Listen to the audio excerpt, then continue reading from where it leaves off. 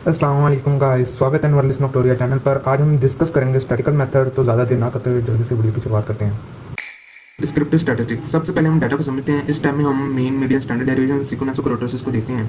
Mean median हमें data का centre बताता है और स्टैंडर्ड डेविएशन हमें सेपरेट वेरिएबिलिटी दिखाता है। और सीक्वेंस से हमें पता चलता है कि डाटा लेफ्ट साइड पे स्क्रूड है या राइट साइड पे स्क्रूड है। और कुरोटोसिस से हमें टेल का आइडिया मिलता है। और इस टाइप पर हम histogram, box plot, scatter plot और कोरिलेशन हीट मैप का भी यूज़ करते हैं ताकि हमें डाटा का बिहेवियर क्लियर हो जाए। अगले स्टेप में हम नॉर्मलिटी चेक करते हैं, पैरामीट्रिक टेस्ट। अगर डाटा नॉर्मल डिस्ट्रीब्यूशन को फॉलो करता है तो हम स्पीरो, विल्क और डायग्नोस्ट परस्यूम जैसे टेस्ट अप्लाई करते हैं। यहाँ हम देखते हैं कि अगर पी की वैल्यू ग्रेटर देन 0.05 से तो हम अप्रोक्सीमेटली डाटा को नॉर्मलाइज समझ लेते हैं। अगर पी की वैल्यू लेस देन हो 0.05 से तो हम डाटा को नॉर्मलाइज नहीं समझते।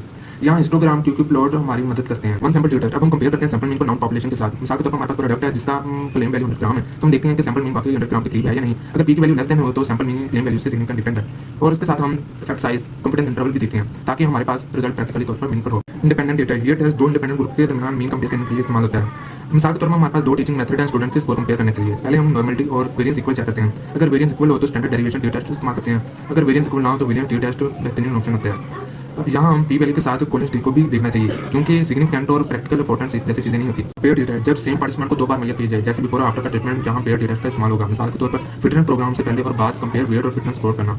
ये टेस्ट इंडिपेंडेंट ग्रुप के लिए नहीं बल्कि ये मैच डेटा के लिए होता है। ये चेंजेस को डायरेक्टली दिखाता है, इसलिए ये स्टेप हमारे लिए ज्यादा पावरफुल हो सकता है। चेस के टेस्ट ऑफ इंडिपेंडेंट। अब हम आते हैं कैटेगोरिकल डाटा की तरफ। दो कैटेगोरिकल वेरिएबल के दरमियान एसोसिएशन चेक करनी हो तो हम चेस के टेस्ट का इस्तेमाल करते हैं। मिसाल के तौर पर प्रोडक्ट और कैटेगरी और कस्टमर सर्टिफिकेशन। सबसे पहले हम कंटीजेंसी टेबल क्रिएट करेंगे, फिर ऑब्जर्व और एक्सेप्टिंग काउंट को कंपेयर करेंगे। अगर पी की वैल्यू कम है तो इसका मतलब वेरिएबल के दरमियान एसोसिएशन सिग्निफिकेंट मौजूद है। इसके साथ ग्रामर भी हमें एसोसिएशन की स्ट्रेंथ भी बताता है। चॉइस के गुडनेस ऑफ इट। ये टेस्ट तब यूज होता है जब ऑब्जर्व, काउंट और एक्सेप्टेड डिस्ट्रीब्यूशन को कंपेयर करना हो। मिसाल के तौर पर हफ्ते के दिनों में कस्टमर विजिट अनफॉर्मली डिस्ट्रीब्यूट हो रहा है या नहीं। अगर पी की वैल्यू कम है तो इसका मतलब डिस्ट्रीब्यूशन एक्सेप्टेड पैटर्न से डिफरेंट है।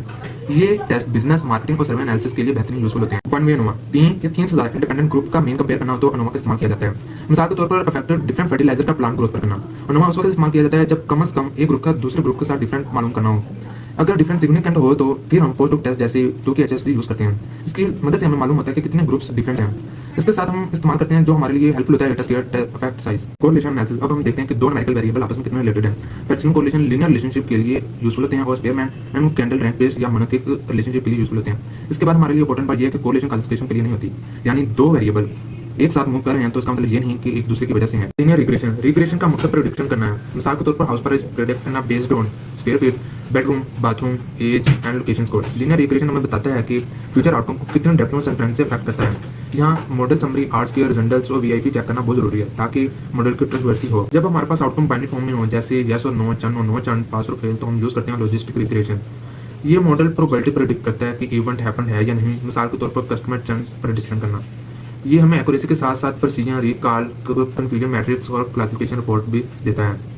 और खास तौर पर इम्बैलेंस डाटा हो तो हमें एक्यूरेसी पर रिलाई नहीं करना चाहिए। Cluster analysis. क्लस्टर एक अनसुपरवाइज्ड मेथड है। इसमें डाटा के नेचुरली ग्रुप्स डिस्कवर किए जाते हैं। मिसाल के तौर पर कस्टमर सिग्निफिकेंटेशन। इसमें की मैप्स और हायरार्चिकल क्लस्टर यूजफुल टेक्निक्स हैं, लेकिन क्लस्टर से पहले स्केलिंग करना हमारे लिए इंपॉर्टेंट है, वरना कोई लार्ज स्केलिंग वेरिएबल मीन को डोमिनेट कर सकते हैं। जब डाटा टाइम के साथ चेंज हो रहा हो जैसे मंथली सेल्स, तो हम यूज करते हैं टाइम सीरीज एनालिसिस। इसमें ट्रेंड, सीजनलिटी और नॉइज को सेपरेट किया जाता है। Moving average simple forecasting technique है। इसमें टाइम सीरीज में लार्ज बिहेवियर, स्टेशनरी और सीजनली पैटर्न को समझना बहुत जरूरी है। Complete workflow. Data overview, descriptive statistic, alternative analysis, variate analysis, hypothesis testing, assumption checking and conclusion. ये सब वर्क स्ट्रक्चर फ्लो में करते हैं। प्रोफेशनल एनालिसिस करने का तरीका ये है कि सिर्फ टेस्ट लगाना नहीं बल्कि डाटा को समझकर फैसला करना भी जरूरी है। स्टैटिकल मेथड सिर्फ फार्मूला नहीं बल्कि ये डिसीजन मेकिंग का पावरफुल टूल है। तो गाइस आज के लिए इतना ही। तो अब आपसे मैं मिलता हूँ अगली वीडियो में, तब तक के लिए बाय।